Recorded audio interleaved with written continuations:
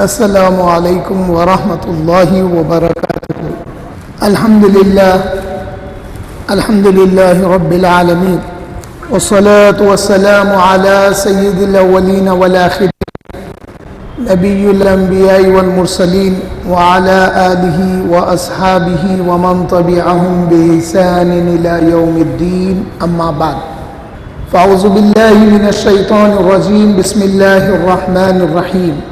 یا ایہا النبی حسبک اللہ ومن اتبعک من المؤمنین، صدق اللہ العظیم وصدق رسولہ النبی الامین الکریم ونحن علی ذلک لمن الشاہدین والشاکرین۔ وہ عمر جس کے اعداء پہ شیدا سقر، اس خدا دوست حضرت پہ لاکھوں سلام۔ فارق حق و باطل امام الہدا، تیغ مسلول شدت پہ لاکھوں سلام۔ ترجمان نبی ہم زبان نبی، جان شان عدالت پہ لاکھوں سلام۔ وقال اللہ تعالی ان اللہ وملائکتہ یصلون علی النبی یا ایھا الذین آمنوا صلوا علیہ وسلموا تسلیما۔ اللہم صل علی سیدنا و نبینا و مولانا محمد وعلی آلہ و اصحابہ ومن تبعہم بإحسان وبارک وسلم۔ ابھی جس آیت کریمہ کا میں نے شرف تلاوت حاصل کیا ہے، اس میں اللہ جل شانہ فرماتے ہیں، ہر آیت کا ایک شان نزول ہوتا، تو پھر اس آیت کا شان نزول کیا ہے؟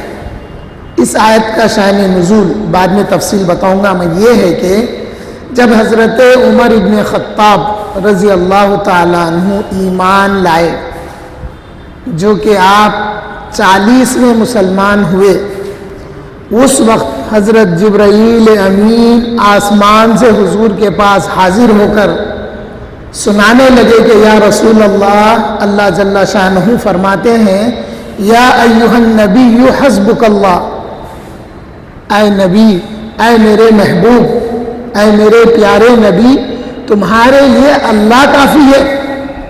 وَمَنِ اتَّبَعَكَ مِنَ الْمُؤْمِنِينَ، اور جو مومنین آپ کی اتباع کرتے ہیں، تو معلوم یہ ہوا کہ اللہ کافی ہے، اور وہ مومنین جو حضور کی اتباع کرتے ہیں، تو حضور کی اتباع کرنے والے مومنین میں یہاں پر مراد اور خطاب حضرت عمر ابن خطاب ہے، جن کے ایمان کی گواہی، جن کے ایمان لانے کی بشارت اللہ جل شانہ دیتے ہیں۔ اور پھر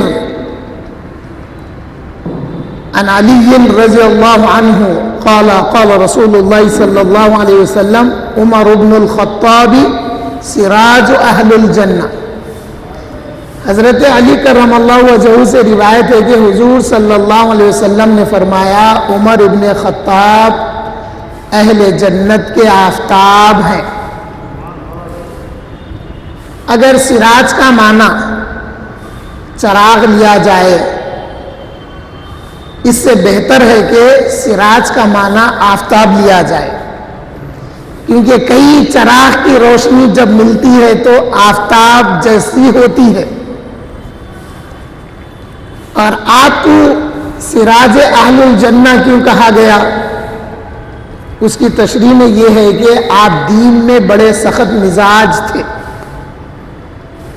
اسلام کو امپلیمنٹ کرنے کے لیے آپ میں بہت سختی تھی، اور ایک موقع پر حضرت عمر ابن خطاب نے فرمایا، اے لوگوں سنو، جب آپ خلیفہ ہوئے تو منبر پر آپ نے فرمایا کہ اے لوگوں سنو، میں سخت اس وقت تھا جب حضور صلی اللہ علیہ وسلم نرم تھے، اور میں سخت اس وقت تھا جب ابو بکر نرم تھے، مگر لوگوں مجھ پر اب خلافت کا بار، خلافت کی ذمہ داری جب میں نے اٹھا لی ہے، تو میں تمہارے لیے نرم ہوں، اور اسلام کے دشمنوں کے لیے وہی سختی میرے میں۔ تو معلوم یہ ہوا کہ سراج اس کو کہا جاتا ہے اسلام میں، سراج اس کو کہا جاتا ہے جو اسلام کے لیے سخت ہوتا ہے۔ اسی مناسبت سے ایک سراج دکن ہمارے درمیان بھی ہے۔ اگر دیکھیں گے تو حضرت عمر ابن خطاب رضی اللہ تعالی عنہ کی سیرت جھلکتی ہے ہمارے سراج دکن میں۔ میں یاد رہا تو آگے بتاؤں گا حضرت عمر رضی اللہ تعالیٰ عنہ عقائد کے معاملے میں حضور کی محبت میں کس قدر سخت تھے۔ جب یہ حدیث حضرت عمر ابن خطاب رضی اللہ تعالیٰ عنہ کو پہنچی کہ حضور نے فرمایا ہے، حضرت علی روایت کرتے ہیں کہ حضور نے فرمایا کہ عمر ابن خطاب اہل جنت کے آفتاب ہیں، تو کچھ صحابہ کو لے کر حضرت عمر بن خطاب رضی اللہ تعالیٰ عنہ حضرت علی کرم اللہ وجہہ کے پاس جا کر پوچھنے لگے، یا علی، آپ نے حضور صلی اللہ علیہ وسلم کا یہ قول نقل کیا ہے؟ انہوں نے کہا کہ ہاں، حضور صلی اللہ علیہ وسلم نے آپ کی تعریف میں، آپ کی شان میں یہ بات بتائی کہ آپ اہل جنت کے آفتاب ہیں۔ حضرت عمر رضی اللہ تعالیٰ عنہ عرض گزار ہوئے، کہنے لگے، یا علی، کیا آپ مجھے لکھ کے دے سکتے ہیں؟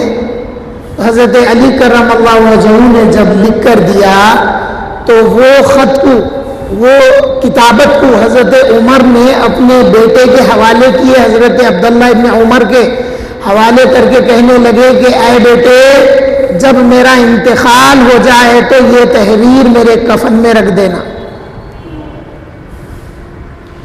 اسی سے ہم لوگ کفنی کا جواز لیتے ہیں، ایسی اور بھی چیزیں ہیں۔ بتانا یہ چاہتا ہوں کہ حضور صلی اللہ علیہ وسلم نے جو حضرت عمر کے لیے فرمایا ہے، حضرت عمر نے وہ اپنے کفن میں رکھوا لیا تھا۔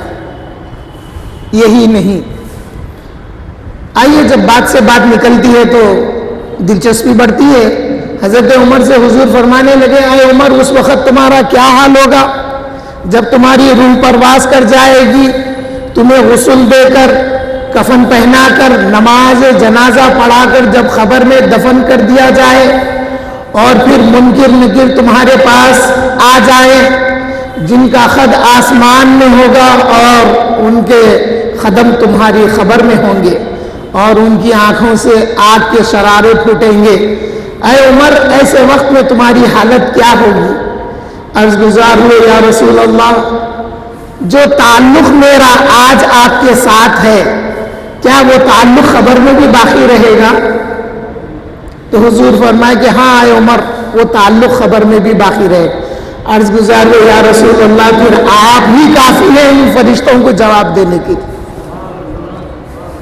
یا یہاں پہ یہ بھی سمجھ میں آیا کہ یا رسول اللہ، آپ کا میرے پاس تشریف لانا وہ فرشتوں کے لیے جواب ہے۔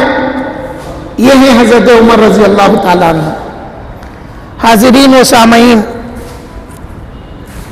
جب ہم کلمہ پڑھتے ہیں تو لوگ ہمیں مسلمان کہتے ہیں، اور جب ہم نماز روزے کی پابندی کرتے ہیں تو لوگ ہمیں مومن ہونے کی گواہی دیتے ہیں، اور جب ہم اسلام کے کار خیر کرتے ہیں تو لوگ ہمیں نیک اور صالح سمجھتے ہیں۔ یہ آج کا دور ہے۔ ایک دور وہ بھی تھا جب اسلام قبول کیا جاتا یا جو کوئی دائرے اسلام میں آ جاتا تو اس کو اذیت ناک سزائیں دی جاتی تھی۔ زنیرہ نامی ایک خاتون، ایک بوڑھی عورت جس کی ہڈیوں میں گوندا جو ہوتا ہے، مغز، وہ تو سوکھ گیا تھا، لیکن عشق نبی اس عورت میں بہت زیادہ تھا۔ جب وہ ایمان لائی، اس کا آقا اس کو اتنا مارتا تھا۔ ایک دفعہ ایسا ہوا کہ اس کا آقا اس بوڑھی عورت کو مار کر جب تھک گیا، دیکھتا کیا ہے کہ ایک 25-26 سالہ نوجوان اس کی طرف آ رہا ہے۔ جب وہ نوجوان اس کے قریب آ گیا تو یہ شخص کہنے لگا کہ اے عمر، اسلام سے بڑی تمہیں نفرت ہے، یہ بوڑھیا ایمان لے آئی ہے، مسلمان ہو گئی، اپنے پچھلے دین کو چھوڑ دی ہے، اس کو سبق سکھاؤ تاکہ یہ باز آ جائے۔ عمر ابن خطاب اس عورت کو مارتے ہیں اور پھر جب رک کر پانی پیتے ہیں تو اس سے کہتے ہیں کہ میں نے تجھ پہ رحم کر کے نہیں رکا ہوں، میں پانی پینے کے لیے رکا ہوں۔ یہی بوڑھیا پھر حضرت عمر کے ایمان لانے کے بعد ایک نکڑ پر ملتی ہے، یہ بات یاد رکھیے ذہن میں۔ حضرت عمر ابن خطاب رضی اللہ تعالیٰ عنہ ایمان لانے کے بعد ان کی خواہش کیا ہوئی تھی وہ بتاؤں گا میں آپ کو۔ حضرت عمر ابن خطاب رضی اللہ تعالیٰ عنہ اسلام کے دوسرے خلیفہ، جن کو اسلام میں پہلی بار خلیفت رسول اللہ کہا گیا، جن کو امیر المومنین کہا گیا، جن کے بارے میں حضور نے شہید ہونے کی بشارت دی، جن کو عشرے مبشرہ میں جنت کی بشارت دی گئی، وہ عمر ابن خطاب، جن کی شان میں قرآن کی آیتیں نازل ہوئی، وہ عمر ابن خطاب جن کے متعلق حضرت موسیٰ نے اپنے دور میں خبر دی تھی۔ حضرت موسیٰ علیہ السلام نے اپنے دور میں حضرت عمر کی خبر دی تھی، اور اس بات کی خبر حضرت کعب احبار نے بتایا مدینے میں۔ وہ ہیں حضرت عمر ابن خطاب رضی اللہ تعالیٰ عنہ۔ ہمارے حبیب صاحب اشارہ کر رہے ہیں، کیا خبر تھی بتائیے۔ حضرت موسیٰ علیہ السلام کے پاس ایک دفعہ جبرائیل امین حاضر ہوئے اور گفتگو کیے، چلے گئے۔ اس کے بعد حضرت عمر ابن خطاب نے لوگوں میں بتایا کہ اے لوگوں دیکھو، آخری نبی محمد مصطفیٰ صلی اللہ علیہ وسلم تشریف لائیں گے، اور ان کے بعد حضرت ابو بکر ان کے خلیفہ اول ہوں گے، اور دوسرے خلیفہ جو ہوں گے ان کا نام عمر ابن خطاب ہوگا۔ وہ دین میں بڑے شدید رہیں گے۔ اس طرح سے حضرت موسیٰ علیہ السلام نے جب یہ خبر دی تو آپ کا نام توریت میں بھی آیا، آپ کا نام انجیل میں بھی آیا، آپ کا نام زبور میں بھی آیا۔ تو یہ خبر حضرت کعب ابن احبار نے دی تھی۔ تو میں بتا رہا تھا وہ حضرت عمر رضی اللہ تعالیٰ عنہ جو اہل جنت کا آفتاب ہوں گے، وہ عمر ابن خطاب رضی اللہ تعالیٰ عنہ جن کو یہ شرف حاصل ہے کہ انہوں نے حضور اکرم صلی اللہ علیہ وسلم سے بدر کے موقع پر ابو حفص کی کنیت حاصل کی، اور یہ وہ عمر ابن خطاب رضی اللہ تعالیٰ عنہ ہیں جب ایمان لانے کے بعد حضور اور 40 اصحاب کے ساتھ جب مسجد حرم میں خانہ کعبہ میں داخل ہو کر جب دشمنوں کا مقابلہ کیا تو حضور صلی اللہ علیہ وسلم نے ان کو فاروق کا خطاب دیا۔ حضرت عمر ابن خطاب رضی اللہ تعالیٰ عنہ دراز قد اونچے تھے اور آپ کا رنگ گورا تھا۔ کسی نے کہا کہ آپ کا رنگ گندمی تھا تو بتایا گیا کہ وہ رنگ پھیکا پڑنے کی وجہ جو ہے اس زمانے میں جب قحط سالی تھی تو اس قحط سالی کی وجہ سے ان کا رنگ پھیکا پڑ گیا تھا۔ آپ کے رنگ میں سفیدی اور سرخی مائل تھی، آپ دراز قد تھے، آپ کے سر کے بال کم تھے قدرتی طور پر، اور آپ کی مونچھ بڑی تھی۔ کب کی بات ہو رہی؟ جب کی۔ اور جب آپ خلیفہ ہوئے تو آپ سال میں 2 بار بیت المال سے لباس لیتے تھے، جس لباس میں 70 سے زیادہ پیوند ہوتے تھے۔ یہ وہ ہے جو دوسرے خلیفہ ہے۔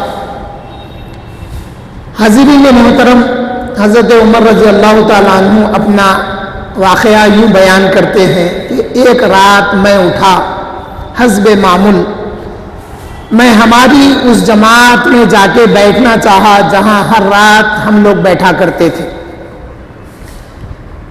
جب میں گیا وہاں تو وہاں کوئی نہیں تھا۔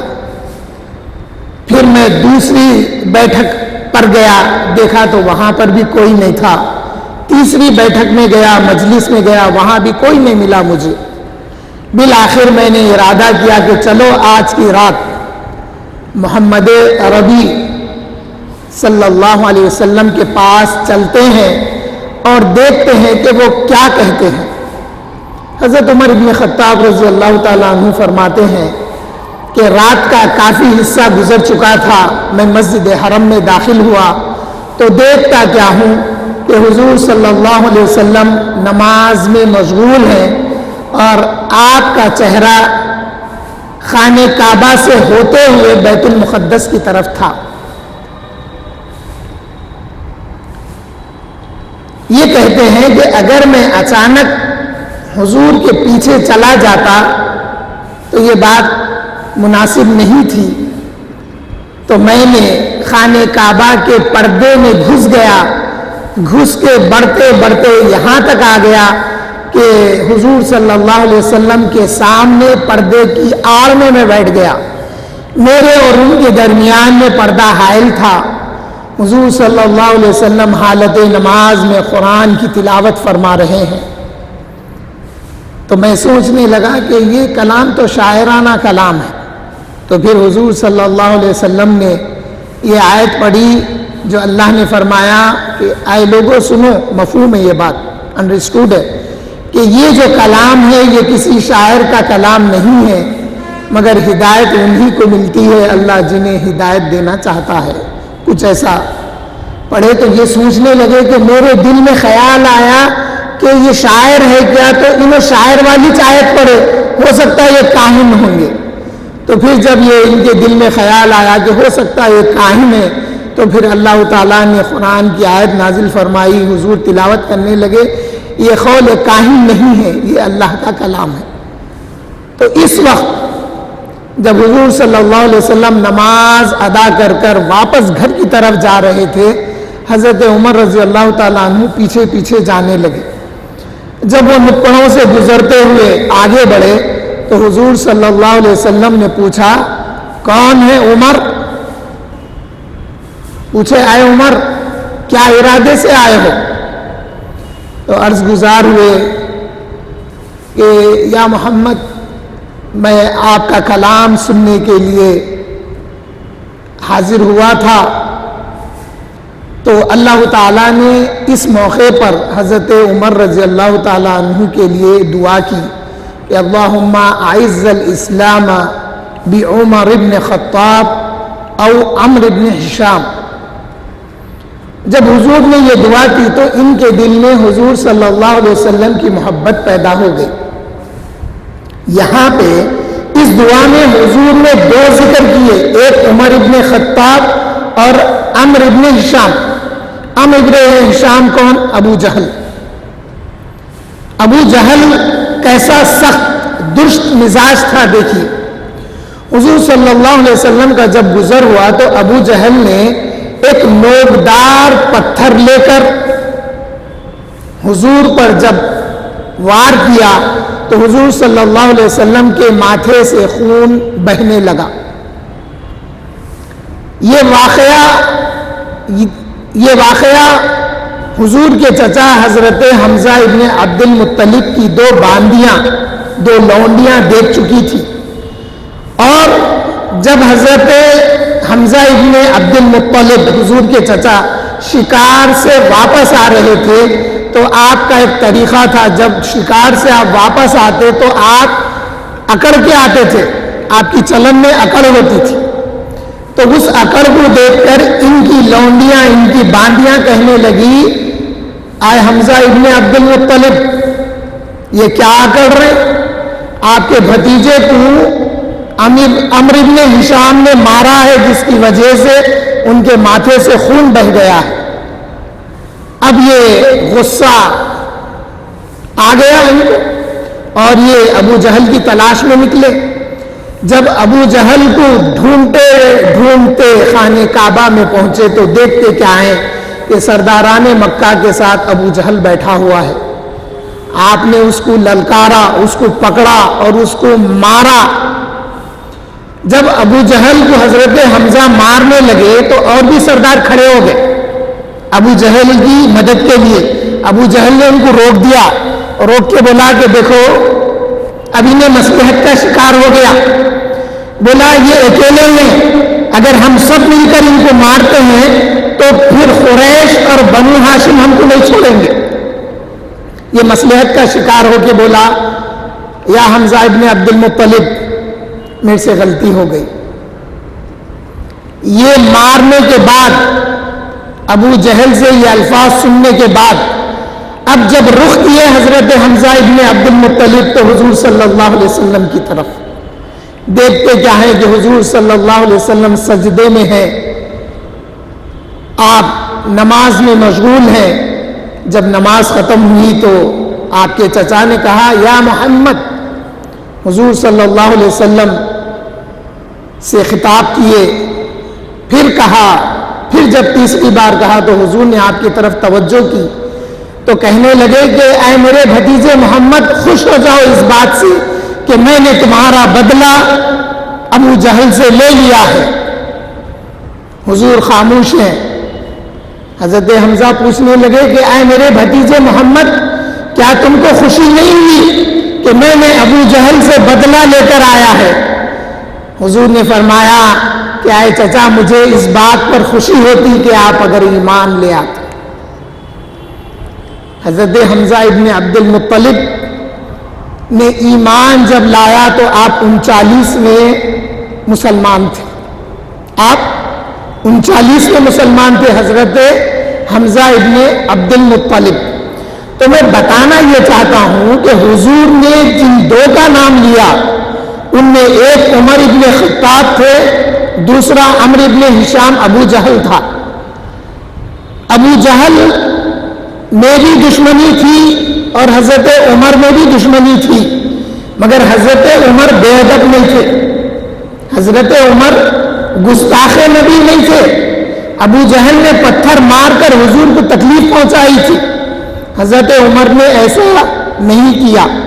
مگر دیکھیے حالات نے جو بیان کیا ہے, حضرت عمر کی اپنی عادت بیتی تو یہ ہے, اب دوسروں نے جو بیان کیا ہے, جو دیکھا انہوں نے وہ بیان کیا, اس میں اختلاف نہیں ہے کوئی بات کا. تو حضور نے دعا کی عمر ابن خطاب اور ابو جہل کے لیے. ام المومنین عائشہ صدیقہ رضی اللہ تعالی عنہا فرماتی ہیں کہ یہ وہ پیر کا دن تھا جس دن حضور نے عمر ابن خطاب کے لیے دعا کی. پھر وہ جمعرات کا دن تھا جس دن حضرت عمر نے ایمان لے آیا. وہ دن جمعرات کا تھا جس دن حضرت عمر نے ایمان لایا. حضرت عمر رضی اللہ تعالیٰ عنہ ایک دفعہ ننگی تلوار لیے ہوئے مدینے کی گلیوں سے گزر رہے ہیں, اور وہ مدینے کی گلیوں میں سورج کی گرمی اور سورج کی تپش پھیلی ہوئی ہے. آپ کو راستے میں نعیم ابن عبداللہ ملتے ہیں. حضرت نعیم ابن عبداللہ ایمان لا چکے تھے, اور یہ حضرت عمر کے قبیلے سے تھے, آپ کے خاندان سے تھے. تو حضرت عمر کا حال دیکھ کر پوچھنے لگے کہ اے عمر کہاں کا ارادہ ہے؟ کیوں؟ ہاتھ میں ننگی تلوار ہے اور سورج کی گرمی, سورج کی تپش مدینے کی گلیوں میں چھائی ہوئی ہے. تو پوچھنے لگے کہ اتنی شدید گرمی میں اور تلوار لیے کدھر کا ارادہ ہے؟ تو حضرت عمر کہنے لگے کہ میں بانی اسلام کا خاتمہ کرنے کا ارادہ کر کے چلتا ہوں. تو وہ کہنے لگے کہ اے عمر ذرا اپنے گھر کی خبر لو, اسلام تو تمہارے گھر میں بھی داخل ہو گیا ہے, اسلام تو تمہارے گھر میں بھی داخل ہو گیا ہے. پوچھنے لگے وہ کیسے داخل ہوا؟ تو یہ نعیم ابن عبداللہ کہنے لگے کہ تمہاری بہن فاطمہ حضور صلی اللہ علیہ وسلم کے دین پر ایمان لا چکی ہے, ذرا پہلے ان کی خبر لو. تو جو غصہ ادھر تھا وہ غصہ اب اپنی بہن کی طرف ہو گیا. حضرت عمر ابن خطاب رضی اللہ تعالیٰ عنہ اپنی بہن کے گھر کا رخ لیے اور اس گھر میں حضرت خباب تھے، حضرت فاطمہ بنت خطاب تھی اور ان کے شوہر سعید بن زید تینوں تھے، اور حضرت خباب کبھی کبھی یہاں پر آ کر قرآن کی تعلیم و تربیت دیا کرتے تھے، اور آپ قرآن پڑھا رہے تھے۔ حضرت فاطمہ بنت خطاب اور حضرت سعید بن زید یہ حضرات قرآن پڑھ رہے تھے۔ اب حضرت فاطمہ بنت خطاب کہتی ہیں کہ ہم نے عمر کے چلنے کی آہٹ کو پہچان کر اٹینشن ہو گئے۔ آپ محسوس کریے گھر میں بعض لوگوں کی چال ایسی ہوتی، آواز سن کے بولتے الف فلاں آ رہے ہیں کیا بولتے، ان کی چال میں ایک آواز رہتی، ان کے چلنے کا ایک انداز رہتا، اس کو دیکھ کے بولتے ارے فلاں آ رہے ہیں شاید، بولتے دیکھے تو وہ نیچے رہتے، کیسا معلوم نہیں، ان کی چلنے کی آہٹ سے میں پہچان لیا بولتے۔ تو اسی طرح سے بات سمجھانے کے لیے بتا رہا تھا، حضرت فاطمہ یہ سمجھ گئے کہ عمر آ رہے ہیں ہماری طرف، اور آپ کو معلوم تھا عمر اسلام کے خلاف ہے، اور یہ قرآن کی تلاوت کر رہے تھے، سورہ طٰہٰ پڑھ رہے تھے۔ حضرت خباب اندر چھپ گئے، حضرت خباب اندر چھپ گئے۔ ظاہر میں آپ کے بہن بھائی اور آپ کی بہن دونوں تھے، دروازے پہ جب دستک دی تو دروازہ کھولتے ہیں تو دیکھتے کیا ہے کہ عمر ابن خطاب کھڑے ہوئے ہیں۔ عمر ابن خطاب پوچھنے لگے کہ آئے بہن فاطمہ، کسی بنبناہٹ کی آواز آ رہی تھی، تم لوگ کیا پڑھ رہے تھے؟ تو وہ کہنے لگی کہ ہم قرآن کی تلاوت کر رہے تھے، وہ کلام جو اللہ نے اپنے نبی پر نازل کیا ہے، اور میں مسلمان ہو چکی ہوں۔ یہ سننا ہی تھا۔ حضرت عمر رضی اللہ تعالیٰ عنہ اس بہن کو مار پیٹ کرنے لگے۔ جب ایک روایت میں آتا ہے کہ آپ کے بہن بھائی چھڑانے آئے تو ان کے ساتھ بھی آپ کا مدبھیڑ ہوئی اور ان کو مار لگا، خون نکلا، تو بہن بول اٹھی، اے خطاب کے بیٹے سن، اگر تو خطاب کا بیٹا ہے تو میں بھی خطاب کی بیٹی ہوں، تو اگر ضد پر ہے کہ اسلام کی مخالفت کرے تو سن، میں بھی اسلام کی تائید میں اپنی جان دے دوں گی مگر دین سے باز نہیں آؤں گی۔ یہ سننا ہی تھا۔ حضرت عمر رضی اللہ تعالیٰ عنہ میں تھوڑا سا مروت آ گئی۔ آپ پوچھنے لگے کہ آئے بہن بتا تو کیا پڑھ رہی تھی؟ تو آپ نے بتایا کہ ہم اللہ کا کلام پڑھ رہے تھے، قرآن کریم پڑھ رہے تھے۔ تو حضرت عمر ابن خطاب رضی اللہ تعالیٰ عنہ پڑھے لکھے تھے۔ آپ کہنے لگے کہ وہ کیا ہے لے کے میں پڑھتا ہوں؟ تو آپ کی بہن کہنے لگی کہ تم ناپاک ہے، اس کو تم چھو نہیں سکتے۔ تو پھر پوچھے کہ کیا کروں؟ تو بولے کہ غسل کرنا ہوگا یا وضو کرنا ہوگا۔ آپ نے غسل یا وضو کیا۔ جب آیتیں پڑھنے لگے، طٰہٰ والی سورت کی آیتیں پڑھنے لگے، ما انزلنا علیک القرآن لتشقی، اے میرے محبوب، اے میرے پیارے طٰہٰ، ہم نے قرآن کو اس لیے نازل نہیں کیا کہ آپ مشقت میں پڑ جائیں۔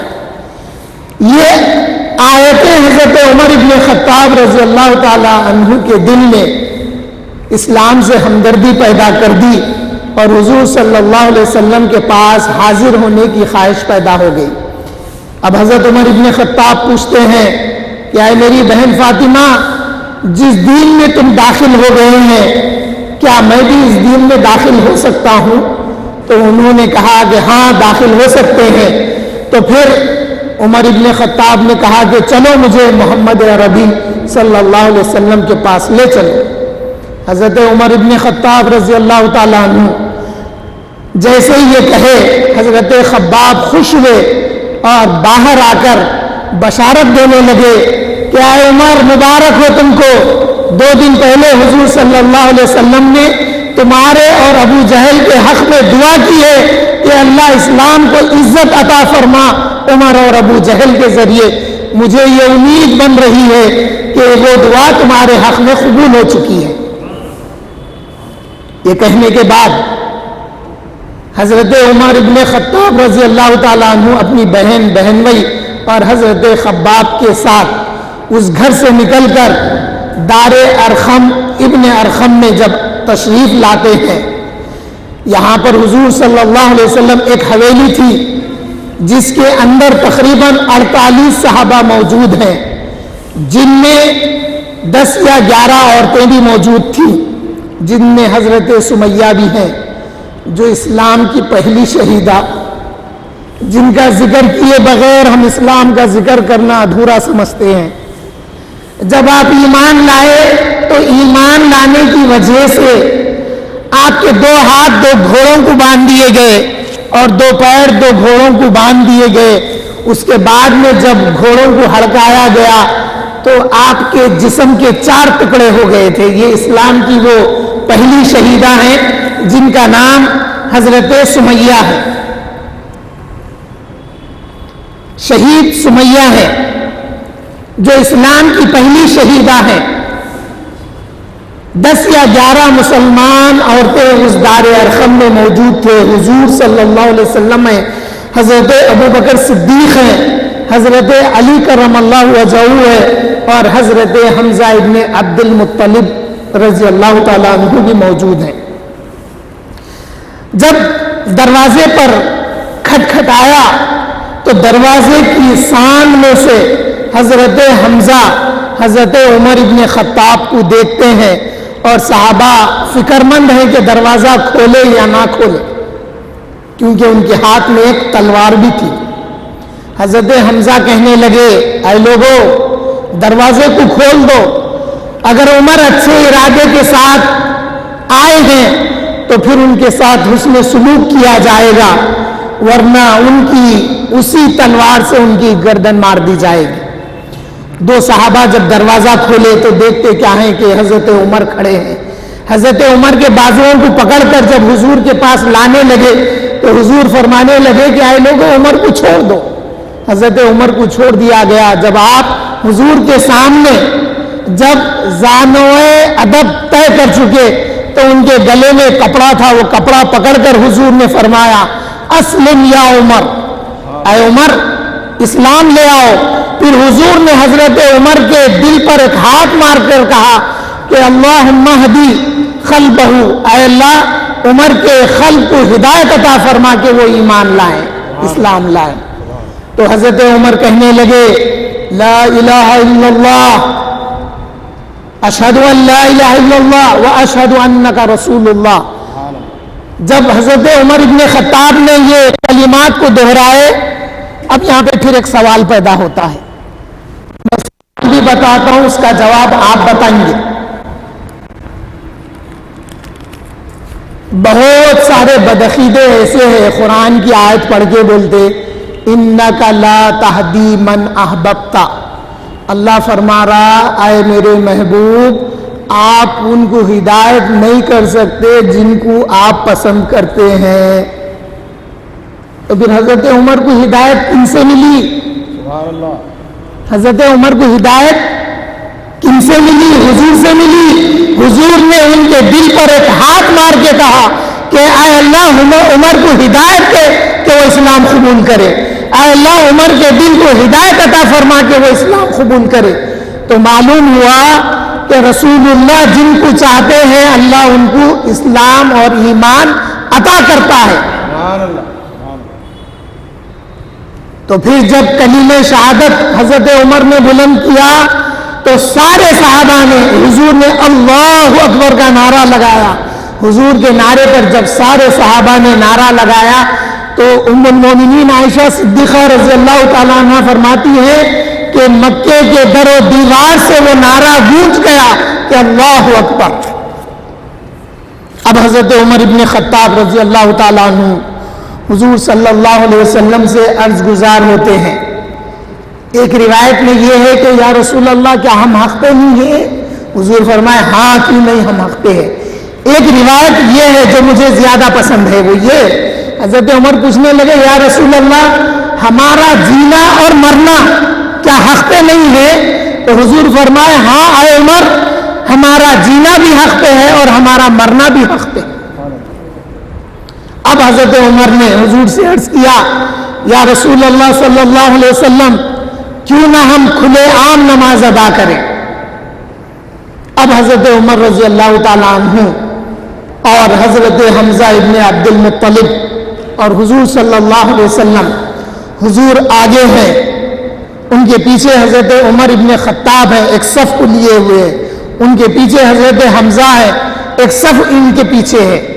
ایک روایت میں آیا کہ حضور صلی اللہ علیہ وسلم کی اقتداء میں حضور آگے ہیں، داہنی جانب حضرت عمر ہے اور ان کے پیچھے کچھ صحابہ ہے، بائیں جانب حضرت حمزہ ہے اور ان کے پیچھے کچھ صحابہ ہے. یہ سب مل کر خانہ کعبہ میں پہنچتے ہیں. جب کفار مکہ دیکھتے ہیں اور حضرت عمر جب حضور کے ساتھ چلتے ہیں تو لا الہ الا اللہ لا الہ الا اللہ کی صدائیں بلند کرتے ہوئے خانہ کعبہ میں پہنچے. جب سرداران مکہ دیکھنے لگے تو تعجب اور حیرانی میں پڑ گئے کہ کیا ہے. تو حضرت عمر ہر ایک کے پاس جاتے، ہر ایک کو جھنجھوڑ کے کہتے کہ عمر ایمان لا لیا ہے، سنو عمر ایمان لا لیا ہے. مگر ایک پہلو حضرت عمر کی زندگی کا وہ بھی پہلو ہے جو بعد میں نے حضرت زنیرہ کے تعلق سے بتایا تھا. آئیے حضرت عمر کی کیا خواہش ہے. حضرت عمر رضی اللہ تعالیٰ عنہ ہر ایک کے گھر پہ جا کے آواز دے کے بولتے کہ آئے فلاں سن میں نے ایمان لا لیا ہے. آپ اپنے ماموں کے گھر پہ گئے، رشتے کے ماموں تھے، اور معلوم آپ کو ابو جہل حضرت عمر ابن خطاب کی والدہ حنتمہ ان کا چچا زاد بھائی تھا ابو جہل.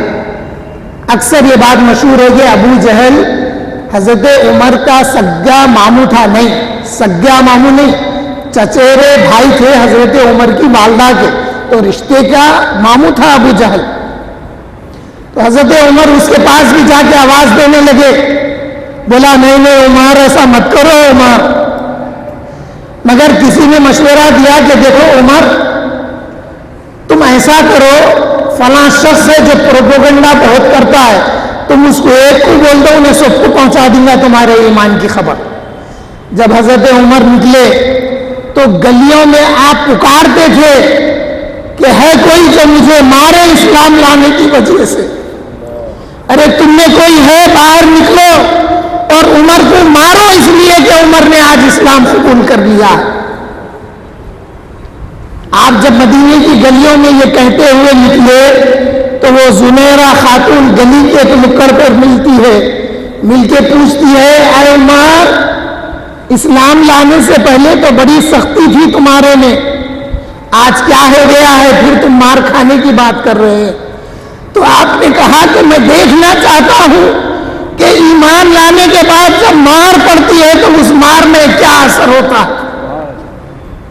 آپ یہ کہتے ہوئے جب مجمع میں آ گئے، اہل مجموعہ کو مخاطب ہو کر کہنے لگے کہ اے لوگوں دیکھو میں ایمان لا لیا ہوں، ہے کوئی مجھے مارنے والا. مجمع میں ایک کے بعد دیگر کئی لوگ حضرت عمر رضی اللہ تعالیٰ عنہ پر اڑی پڑے اور آپ کو مارنے لگے. آپ مار کھاتے، آپ برداشت کرتے. مگر پھر ایک واقعہ وہ بھی ہے کہ یہ عادت نہ بن جائے، اس عادت کو روکنے کے لیے پھر جب ایک موقع آیا مارنے لگے تو حضرت عمر رضی اللہ تعالیٰ عنہ نے دفاع کرنا شروع کر دیا. ایک موقع ایسا آیا کہ آپ اچھل کر عتبہ پر کود پڑے اور عتبہ کو گرا کر اپنی 2 انگلیاں اس کی آنکھوں میں دبانے لگے، جس کی وجہ سے وہ پکارنے لگا. پھر ایک دفعہ ابو جہل سے بھی آپ کا مقابلہ ہوا. پھر آپ یہ اعلان کرنے لگے کہ اے لوگوں دیکھو عمر ایمان لا چکا ہے، اگر کسی کو اپنے بچوں کو یتیم کرنا ہے اور اپنی عورت کو بیوہ کرنا ہے، اپنے ماں باپ کو اگر کسی کو بوڑھا کرنا ہے تو آئے وہ آ کے عمر کا مقابلہ کرے. آپ نے یہ اعلان بھی کیا ہے. حاضرین محترم، یہ وہ عمر ابن خطاب رضی اللہ تعالیٰ عنہ ہیں جن کے نام سے قیصر و کسریٰ بھی کانپتے تھے. یہ عمر ابن خطاب رضی اللہ تعالیٰ عنہ ہیں جب حضور صلی اللہ علیہ وسلم کے دامن سے وابستہ ہو گئے تو آپ کے دور خلافت میں ایسا بھی ہوا ہے کہ آپ کی خلافت ہواؤں کو بھی حاصل تھی، آپ کی خلافت زمین کو بھی حاصل تھی، آپ کی خلافت پہاڑوں کو بھی حاصل تھی، یعنی ساری کائنات آپ کی خلافت میں شامل تھے۔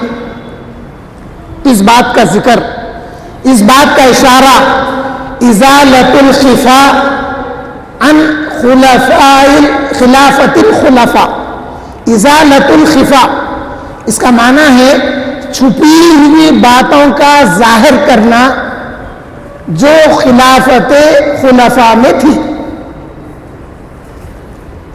حضرت شاہ ولی اللہ محدث دہلوی نے باضابطہ 2 جلدوں کی ضخیم کتاب جمع کر کے بتایا کہ خلیفہ وہ ہوتا ہے جو رسول اللہ کا جانشین ہوتا ہے۔ جس طرح سے رسول اللہ کی نبوت و رسالت سارے عالمین کو حاصل تھی، خلیفہ بھی ان کا قائم مقام ہوتا ہے، ساری کائنات کو خلافت اپنے دائرے میں رکھتی ہے، اس لیے وہ خلیفہ رسول اللہ ہوتے ہیں۔ ایسی کئی قسم کی دلائل انہوں نے شامل کیا ہے اس میں۔ تو حضرت عمر ابن خطاب رضی اللہ تعالیٰ عنہ کی خلافت میں جب زلزلہ آیا تو آپ نے زمین پر ایک پیر مار کر کہا کہ اے زمین سنبھل جا، کیوں عمر تیرے اوپر انصاف نہیں کرتا؟ تو وہ زلزلہ رک گیا، مدینہ شریف میں لاوا پھوٹا، ایک پہاڑ سے آگ نکلی، تو آ کر عرض کیا گیا کہ اے خلیفت رسول اللہ، مدینے کے فلاں حصے سے پہاڑ سے لاوا پھوٹا ہے اور وہ لاوا شہر کی طرف آ رہا ہے۔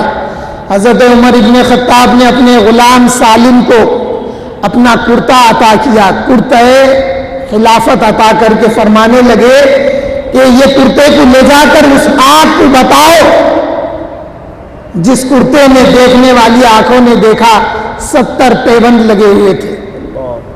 حضرت عمر ابن خطاب نے اپنے غلام سالم سے کہا کہ اے سالم، اس کرتے کو اس کو آگ کو بتاتے ہوئے کہو کہ اے آگ، یہ کرتا عمر ابن خطاب کا ہے۔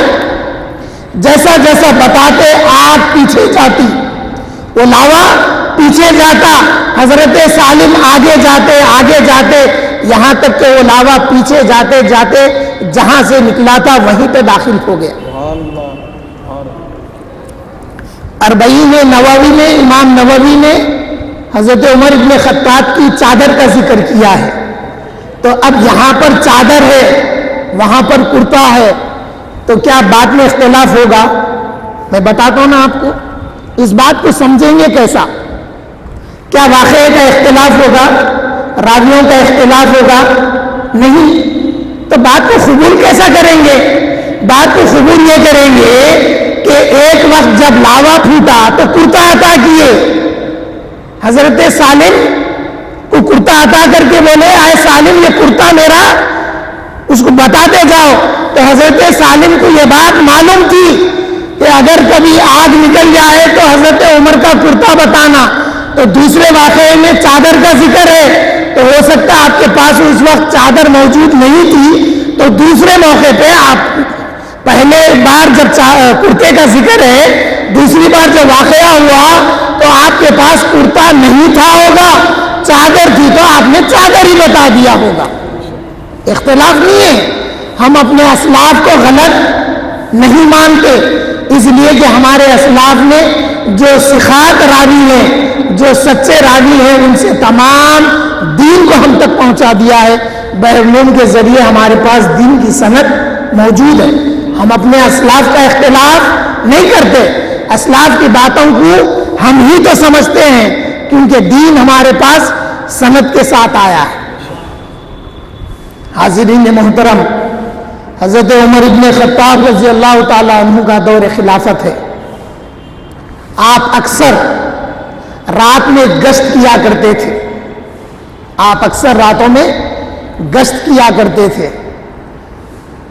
آپ ایک گھر سے گزرے، دیکھتے کیا ہیں کہ گھر سے دھواں نکل رہا ہے، پھر آپ جیسا چکر مارنا تھا چکر مارے، پھر گزرے، دیکھے تو پھر بھی دھواں نکل رہا ہے۔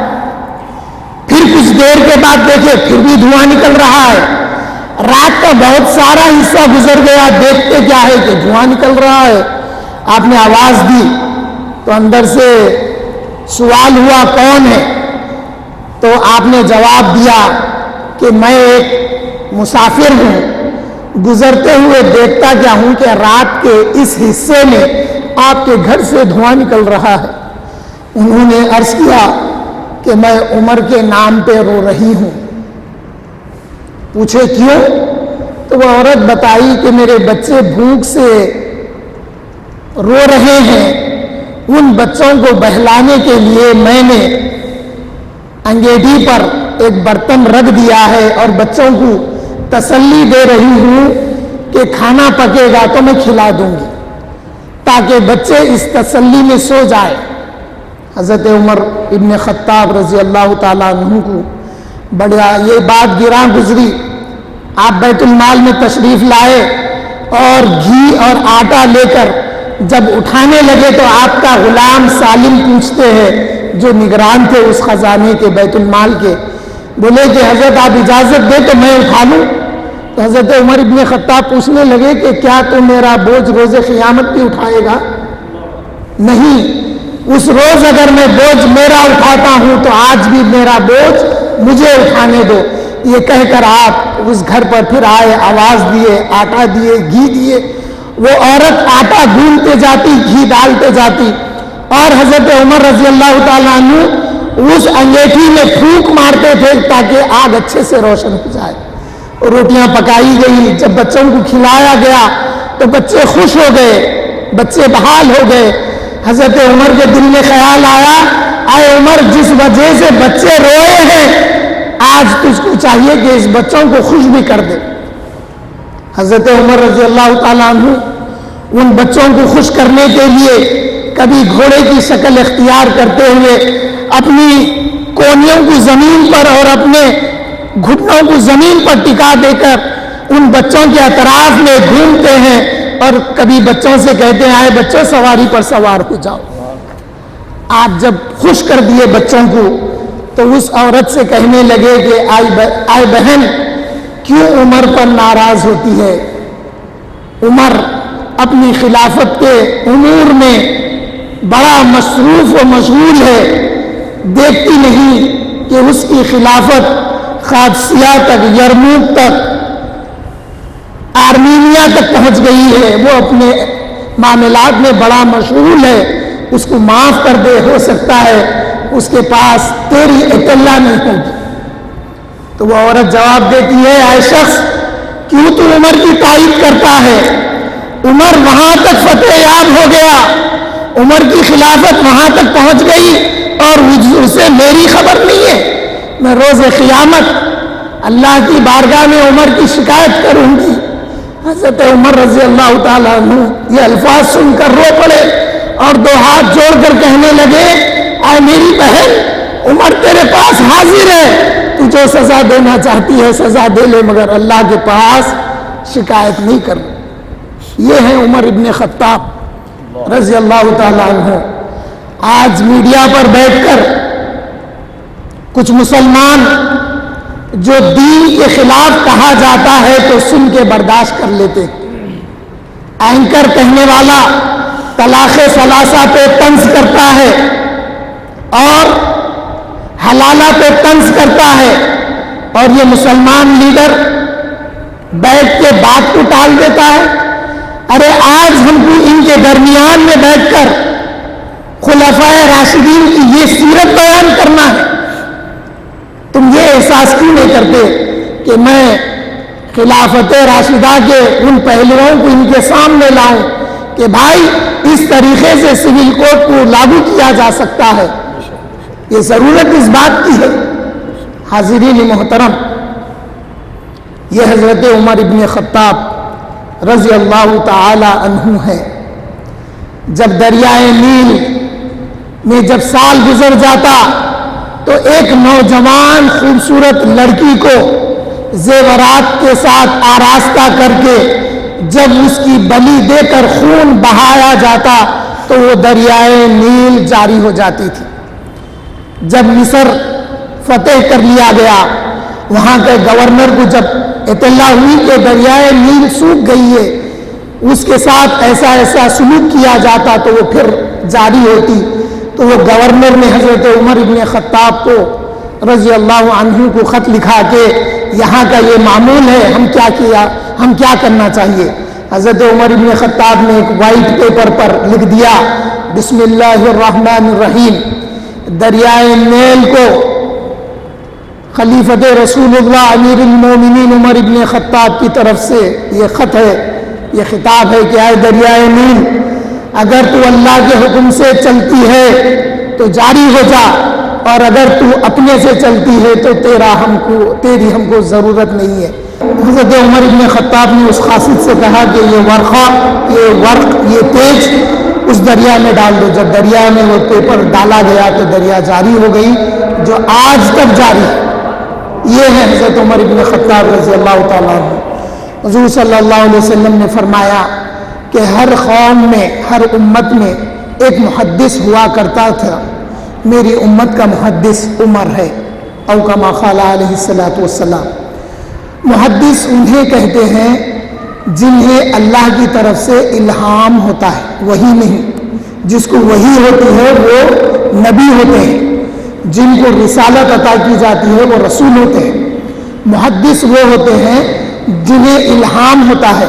تو کئی قرآن کی آیات ایسی ہیں جو حضرت عمر کے منشے کے مطابق نازل ہوئی.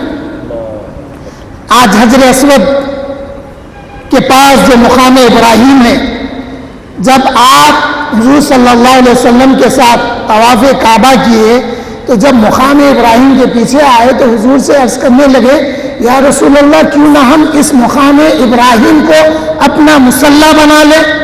تو اللہ کی آیت نازل ہو گئی، جبریل امین حاضر ہو کر سنانے لگے یا رسول اللہ، اللہ فرماتے ہیں وَاتَّخِذُوا مِن مَقَامِ إِبْرَاهِيمَ مُصَلًّى.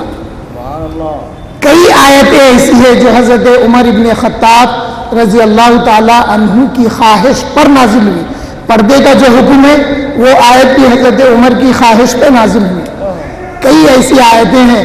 ام المومنین فرماتے ہیں حضرت عمر کا احسان ہے امت کی مسلمان عورتوں پر کہ ان کی وجہ سے اللہ نے حجاب کا حکم نازل کیا ہے. حاضرین محترم، باتیں تو بہت ساری ہے، مگر پھر آئیے یہ جو آفتاب جنت ہیں، حضرت عمر کے تعلق سے حضور نے فرمایا کہ عمر جنت کا آفتاب ہے، اہل جنت کے آفتاب ہے. اس آفتاب کو ڈبو دیا گیا. فیروز نامی ایک شخص جبکہ حضرت عمر رضی اللہ تعالیٰ عنہ نماز ادا فرما رہے تھے، اس نے زہر میں ڈوبا ہوا خنجر سے جب وار کیا تو آپ گر پڑے، اور پھر پیچھے حضرت عبد الرحمن ابن عوف آگے بڑھ کر آپ کے نائب امام ہوئے، نماز پوری کر لی گئی. اس کے بعد پھر حضرت عمر ابن خطاب رضی اللہ تعالیٰ عنہ کو جب اندر لے جایا گیا، آپ نے پوچھا کہ وار کس نے کیا. آپ کو بتایا گیا کہ غلام جس کا نام لولو تھا. تو آپ نے اللہ کا شکر ادا کیا، اور 3 دن گزرنے کے بعد آپ زخموں سے جاں باز نہ ہو سکے.